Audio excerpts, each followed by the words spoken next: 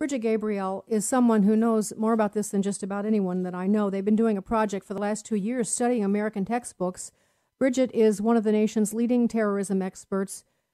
She has counseled the Australian Prime Minister, members of British Parliament, the House of Commons, members of the United States Congress, the Pentagon, the Joint Forces Staff College, and I could go on and on. She's written 2 New York Times bestsellers, Because They Hate and They Must Be Stopped. Brigitte, it's always a pleasure. How are you? Thank you. Good morning, my friend. I'm glad to be back with you. Listen, Brigitte, before we get into this conversation about the schools, I'm curious, are they letting you still train anyone in our government right now? I'm sad to tell you that I have not done that in the last at least 3 years since President Obama became president. Well, and actually, the last time, about 6 months ago, someone from the who trains our top a chief of military who managed the war in the Middle East wanted me to come speak at US SOCOM again to do training. He was teaching the course of Islam. He is the highest teacher in government about Al Qaeda, and his supervisor called him in and he said, "You cannot have Brigitte Gabriel here, and if you are going to have anybody teach about Islam, they have to present their talking points. We want to see their script, and we want to approve it before they come and speak."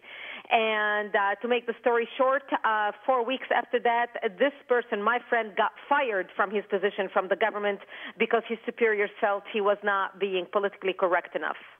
And this is the man whose job is to train our chief operations managers and officers and generals about how to conduct the war in the Middle East. And Brigitte, he's not the only one. I mean, we could go on and on with people that have been blackballed that you and I both know they're just silenced. And so it's. I think the people that are serving in these agencies now have good knowledge, but those coming up, they're not going to know this. They're not going to know it, and we are just. It's amazing. But let's turn our attention to what's happening now. In addition to this, in American textbooks, you guys did a study, Act for America, which is the organization that you founded. You're the president and CEO. Did this 2-year study of Prince Pearson Prentice Hall, Glencoe McGraw-Hill, Macmillan McGraw-Hill, and Houghton Mifflin. Those are the major textbooks in this country. Tell us what you found. Well, what we found was shocking, and we found that history is being whitewashed. Islam is giving a preferential treatment in public schools. The children, political correctness has literally altered how history is being taught in our public schools to our children. And, my interest in the subject peaked when I did the research for my second book, They Must Be Stopped. And I found out what they were teaching in public schools, and that's when I came up with the project. We said, we need to do an extensive study where we analyzed, Sandy, 38 textbooks, history textbooks and social studies textbooks used in public schools nationwide, printed by America's top publishers, like you mentioned, Random House, Houghton Mifflin, McGraw-Hill, Apprentice Hall, and many, many others. And so the study was extensive. This is not like a sample of maybe 5 or 10 books who are misrepresenting the facts. And here's what we found, and I'll give you an example that I know will touch the heart and nerve of every listener we have right now. And this is how 9/11 is being taught in public schools right now. 9/11 is being taught as a terrorist attack against the United States by a group of men driven by a cause. They do not say what their religion was. They do not say Islamic jihadists. They do not say radical Islamists. They do not say militant Islamists. They don't even say what their ideology is. For all these kids know is a group of men attacked the United States on 9/11. They were driven by a cause. They were terrorists. They could be Baptists from Boston or a bunch of, Catholics from Boston or Baptists from Tulsa, Oklahoma. It is ridiculous what our children are being taught. Mm-hmm. And the amazing thing is, you heard me, maybe I didn't give a full description, but they were doing that right after 9/11. I was stunned. It was the spring of 9/11. It was 9/12. It was like April of the very next April. Already, American educators were rewriting history on this and making sure that we did not have the natural response and that our kids weren't. No, don't get upset about Islam and it's a very peaceful religion. It's not them, and it's wrong for you to think badly of them. It was just, it was amazing outpouring of propaganda that early. Brigitte, where did that come from? Well, a perfect question. That came from an organization or a project called the Islam Project. The Islam Project is written by the Council on Islamic Education and the Islamic Society of North America. Both, by the way, front for the Muslim Brotherhood. And let's not forget that the Muslim Brotherhood is the one that also birthed Al-Qaeda. So as you can see, the Muslim Brotherhood has a military branch and has a cultural branch to basically subvert and attack the United States. So under their educational branch, the Council on Islamic Education and the Islamic Society of North America, they created the initiative, the Islam Project, which is an initiative in the United States, a public middle and high school that incorporates all aspects of Islam, religious, social, spiritual, and political. So immediately after September 11th, they began providing consultants to America's top publishers to teach them on how to teach Islam in the public schools. One of these consultants, her name, to give you an example, is Susan Douglas. Susan Douglas is a convert to Islam. She taught at the notorious Saudi Academy in Virginia, and she's actually married to a Muslim man by the name of Osama Amir, who also was a teacher at the Saudi Academy.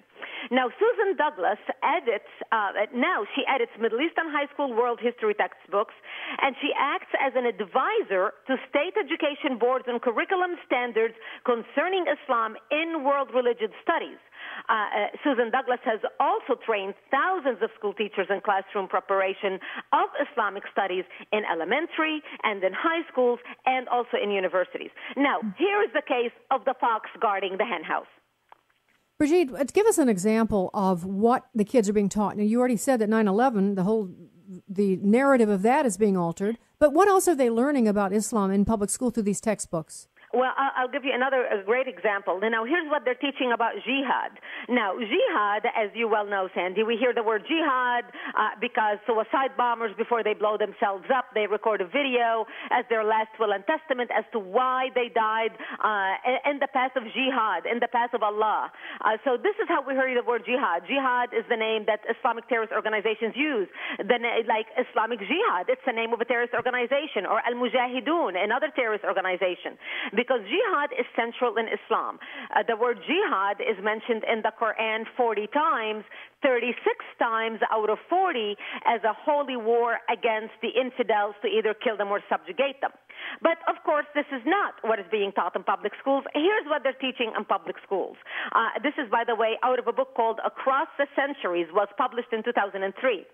Quote, an Islamic term that is often misunderstood is jihad. The term means, quote, to struggle, to do one's best to resist temptation and overcome evil, end quote.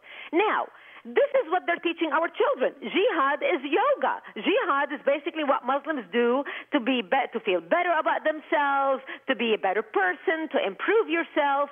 Not in touch with reality. And the reality is what truly the word jihad means to the radicals who are trying to kill us.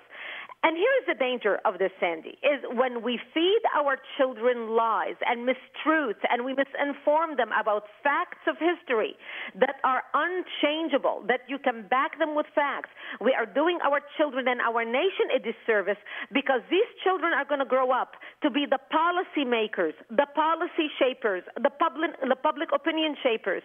They're going to be the ones who are going to be the writers, the news anchors. They're going to be the voters.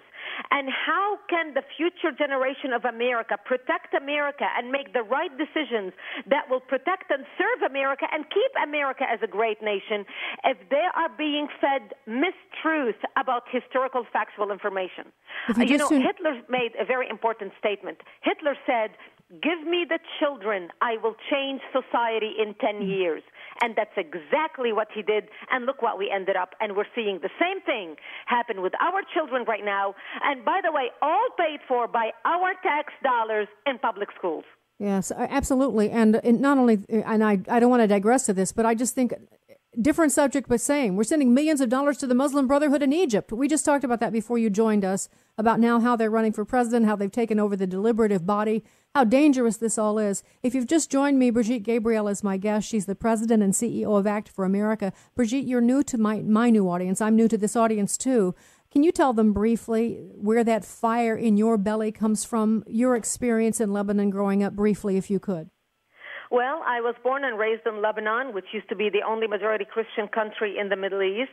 My 9/11 happened to me in 1975 when the radical Muslims blew up my home, bringing it down, burying me under the rubble wounded as they shouted Allahu Akbar. I was a 10-year-old child. I ended up in a hospital for 2 months and later ended up living or hiding with my parents in a bomb shelter underground where I lived from the age of 10 till the age of 17, fighting to survive as the radical Muslims surrounded us to slaughter us. I ended up moving to Israel, becoming a news anchor for World News in the Middle East, covering world events and the rise of Islamic terrorism in the 80s from 1984 to 1989 before I came to the United States after marrying my American sweetheart who was a war correspondent working in Jerusalem. So when I speak about terrorism, I'm not only speaking as an expert who has been doing this as a profession, analyzing and reporting on Islamic terrorism for the last 25 years, but I also speak as an eyewitness to terror who survived to tell about it and still walks around with shrapnels in my body. Brigitte, we're talking about, today, we're narrowing this discussion a little bit to the textbooks that our kids are reading on Islam, and you just explained to us, we just barely touched the surface. By the way, you have a report, Education or Indoctrination, the Treatment of Islam in 6th through 12th grade American textbooks. Can people get that? A great question. Yes, they can. The report is posted on our website, actforamericaeducation.org, actforamericaeducation.org. The report is 220 pages. It has an executive summary of 30 pages. We mailed the executive summary to every elected school board member in the United States, all 77,000 of them. I urge you to go to our website. I urge you to read the report, and most importantly, sign up to get our emails and action alerts. We are mobilizing parents in every community in the United States and giving them action points as to how they can talk to the elected school board members and what they can do in their own community to bring about change in these textbooks. If you care about this issue, get involved. Go to our website, actforamericaeducation.org, and make sure you sign up to get our emails and action alerts. All right. Brigitte, we talked about how the textbooks are being altered. You kind of traced in general how that's happening. I read a quote from Abraham Foxman of the Anti-Defamation League where Jewish leftists in this country are eager to embrace Islam. They're eager, even in Europe. They're trying to bridge the gap. They're saying, oh, no, our Islam brothers. And even though there's slaughter going on in Europe. And we see the American left, we see commentators, and I have to tell you, firsthand knowledge here in Washington, we see even Republicans in leadership here, bending over backwards to accommodate Islam. Why, from your perspective, as a person born and raised in the Middle East, now living here, married to an American, why are Americans doing this? Great question, because this is exactly why we're talking about the importance of education. In my first book, titled Because They Hate, I dedicated chapter to how we're losing our children on college campus.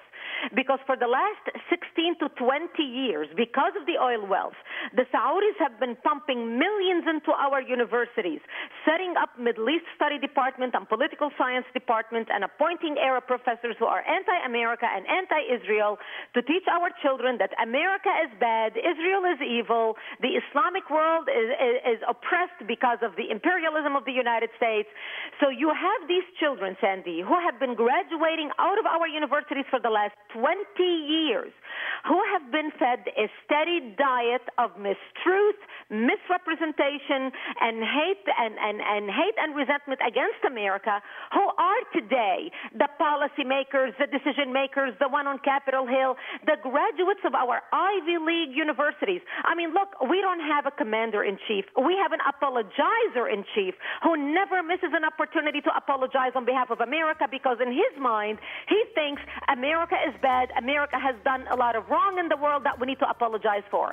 And Brigitte that Gabriel, is a direct result of what is being taught at our universities. Brigitte Gabriel, it's always a pleasure. Thank you so much for everything that you do, and I wish you well. Stay safe, all right? And if you want this report, yes, you too. It's actforamericaeducation.org, actforamericaeducation.org if you'd like to get this report. Well,